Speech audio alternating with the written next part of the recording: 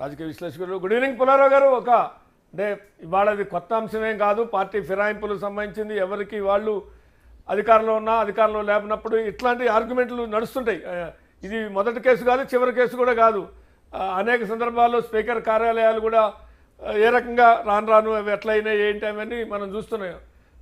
ఇవాళ మళ్ళీ తాజాగా బీఆర్ఎస్ ఎమ్మెల్యేలు పార్టీ ఫిరాయింపుల మీద కోర్టుకు వెళ్ళటం, కోర్టు ఇవాళ అసెంబ్లీ సెక్రటరీకి, నాట్ స్పీకర్, చాలామందికి స్పీకర్కి ఆదేశాలు ఇచ్చింది అంటున్నారు. సెక్రటరీకి చెప్తూ ఈ కేసు ఏంటో దీనికి సంబంధించిన వివరాలు స్పీకర్ ముందు పెట్టి ఒక నిర్ణయం తీసుకోండి 4 వారాల్లో అంది. ఆ నిర్ణయం ఏ నిర్ణయం తీసుకోండి అని వాళ్ళు చెప్పేది కాదు. ఏ నిర్ణయం తీసుకుంటారా అనేది కోర్టుకు చెప్తే కోర్టు దాని మీద ఏం చేస్తుంది అనేది సెకండరీ. కానీ దాంతో ఎక్కడిదాకా అంటే ఇక డిస్క్వాలిఫై అయిపోయారు, బై ఎలక్షన్ వచ్చేస్తాయి అనేదాకా కూడా చర్చలు జరుగుతున్నాయి. సరే, రాజకీయ పార్టీలు ఒక కోర్టు తీర్పు తమకు అనుకూలంగా ఒకళ్ళు వ్యతిరేకంగా ఒకళ్ళు మలుచుకుంటుంటారు అనుకోండి.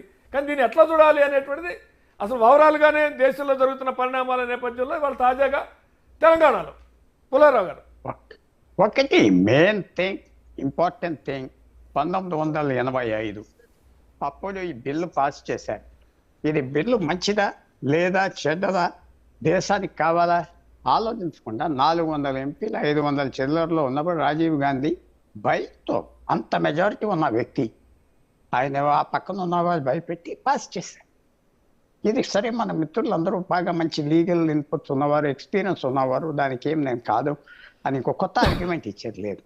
అసలు ఆ లా అనేది వచ్చాక మన ఎక్కడో కోర్టు ఈ గత సంవత్సరాల్లో మహారాష్ట్ర, కర్ణాటక, బీహార్ ఇవన్నీ కొద్దిగా డిఫెక్షన్ జరిగాక ఎక్కడో ఒక లర్నర్ జడ్జ్ అన్నాడు, ఎమ్మెల్యేలకి అసలు హక్కు లేదా ఆలోచించడానికి, can they take a decision based on they perception, వాళ్ళ ఆలోచన మీద, ఆ సిచ్యువేషన్ మీద. అదే లేదా నువ్వు ఈ పార్టీకి ఎలెక్ట్ అవ్వ, ఇంక అక్కడే ఉండు, చావు లేకపోతే పోవు, అంతేనా? ఆ జడ్జి అన్నారు. తర్వాత ఆర్గ్యుమెంట్ ముందరికి వెళ్ళలేదు, రోజు వెళ్తాదని నేను భావిస్తున్నా. అప్పటి నుంచి ఎస్ అది మంచిదా చెడ్డదా, డిఫెక్షన్స్ ఆగిపోతాయన్న ఆర్గ్యుమెంట్ వచ్చినప్పుడు నాకు ఇప్పుడు కూడా కొంచెం ఆశ్చర్యం కలిగేది ఏంటంటే, కోర్ట్స్ కూడా అసలు ఎమ్మెల్యేస్, ఎంపీస్ వాళ్ళ ఇండివిజువల్ క్యాండిడేట్స్గా గెలుస్తున్నారు కదా, పార్టీ టికెట్ ఇచ్చిన. లిస్ట్ సిస్టమ్ కాదు కదా. ఒక ఇజ్రాయెల్, జర్మనీ అలాంటి ప్లేస్ లిస్ట్ సిస్టమ్ అంటే ప్రొపోర్షనల్ ఓటింగ్. మీకు 40% ఓట్లు, 40% ఎంపీలు. అందువల్ల ఇది మన సిస్టంలో అసలు ఆలోచించవలసింది, అసలు ఎంపీ ఎమ్మెల్యేకి హక్కు లేదా, ఓ పార్టీకే హక్కు ఉన్నదా? అది సిస్టమ్ కొంచెం ఇంబ్యాలెన్స్డ్గా ఉన్నది కదా. అలాంటప్పుడు వాళ్ళ పేర్లతో పెట్టాలి నియోజకవర్గానికి, ప్రొపోర్షనల్ సిస్టమ్ పోవచ్చు కదా. సో నేను ఇప్పుడు కొత్తగా ఈవేళ నిన్న మొన్న కదా ఆ బిల్లు వచ్చినప్పటి నుంచి ఇది యాంటీ డెమోక్రటిక్ అన్నాను. ఎందుకంటే ఎమ్మెల్యే దేనికి 119 మంది ఎమ్మెల్యే తెలంగాణలో ఉన్నారు, 175 ఆంధ్రాలో ఉన్నారు, ఎక్కడెక్కడ ఉన్నారు. వాళ్ళకి వాయిస్ ఉండాలి. ప్రపంచంలో ఏ దేశంలో ఈ చట్టం లేదు, ఏ దేశంలో యాంటీ డిఫెక్షన్. ఒక ఎమ్మెల్యేకి వాయిస్ లేదు, ఒక ఎంపీకి వాయిస్ లేదు. గత 5-6 సంవత్సరాల్లో బ్రిటన్లో 4 ప్రభుత్వాలు మారినాయి, 4. ఇటలీలో 3 ప్రభుత్వాలు మారినాయి. సో నేను కొద్దిగా కాంట్రరీ వ్యూ వెళ్ళి తీసుకుంటానంటే, ఎస్ స్పీకర్ హౌస్లో సుప్రీం, ఆయన నిర్ణయం ఇవ్వటానికి ఇలాగే అలాగే ఎవరు చెప్పలేరు. ఇచ్చాక ఆ నిర్ణయం కోర్టులకు వెళ్ళవచ్చు. ఇప్పుడు మీరు అన్నారు సెక్రటరీకి ఎందుకు ఇచ్చారంటే ఒక షెడ్యూల్ పెట్టమన్నారు. షెడ్యూల్ అంటే అది సెక్రటరీ పని, అసెంబ్లీ సెక్రటరీ పని. ఇదిగో ఇది నోటీసు, ఈ తారీఖుల్లో కూర్చుంటున్నాం, స్పీకర్ని కన్సల్ట్ చేసి పెడతారు. ఒక సెక్రటేరియల్ ఆర్డర్ ఇచ్చారు. కానీ లార్జర్ క్వశ్చన్ అందరూ ఆలోచించవలసింది ఏంటంటే, అసలు ఈ సిస్టమ్ ఎలా సర్వైవ్ అవుతుంది? మీకు ముఖ్యమంత్రి ఒకవేళ ఇష్టం లేదు, లేకపోతే పార్టీ నేత మీకు ఇష్టం లేదు, తిడుతున్నాడు, నేను సైడ్ లైన్ చేస్తున్నాడు, ఏం చేస్తారు?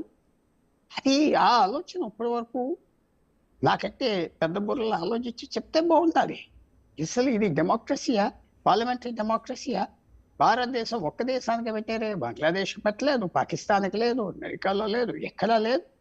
అది కొంచెం మనం ఆలోచించుకోవాల్సింది. దీంట్లో ఏదో పవిత్రమైన యాక్ట్ అనుకుని యాంటీ డిఫెక్షన్ యాక్ట్, అదే ఇంకొక పెద్ద నాయకుడు రిటైర్ అవ్వాడు కాన్స్టిట్యూషనల్ పొజిషన్ నుంచి, ఆయన అంటాడు ఇదిగో రిజైన్ చేసే, పార్టీ ఎక్స్పెల్ చేస్తే అది మెంబర్షిప్ పోవాలట. అంటే పార్టీలోనే ఉన్నదా డెమోక్రసీ? 15 పార్టీలు ఉన్నాయి ఈ దేశంలో. ఆ 15 పార్టీలు ఎస్ 15 యజమానులు ఉన్నారు, 20 యజమానులు ఉన్నారు. నేషనల్ అవనే లేకపోతే రీజనల్ అవును. రీజనల్ వాళ్ళు కంట్రోల్ చేస్తున్నారు కదా మొత్తం. ఈ డెమోక్రసీ, ఈ 145 కోట్లలో 15 మంది కంట్రోల్ చేస్తున్నారు. ఇది ఇంకా కంట్రోల్ అయిపోతుంది వచ్చే కొద్ది. ఇది రైట్. అందరూ